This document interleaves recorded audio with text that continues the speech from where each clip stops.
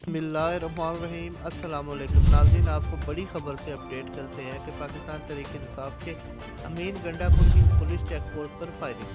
पाकिस्तान तहरीक इंसाफ के रहनुमा अली अमीन गंडापुर ने दाजल चेक पोस्ट बक्खर पर फायरिंग कर दी। बक्खर पुलिस के तर्जुमान ने कहा कि दाजल चेक पोस्ट पर अली अमीन गंडापुर की गाड़ी को तेज़ रफ्तारी पर रोका गया। तर्जुमान का कहना है कि गाड़ी के रोके जाने पर अली अमीन गंडापुर की पुलिस से सख्त कलामी हुई। उन्होंने कहा कि सख्त तलक कलामी के दौरान अली अमीन गंडापुर और साथियों ने चेक पोस्ट पर फायरिंग की और चले गए।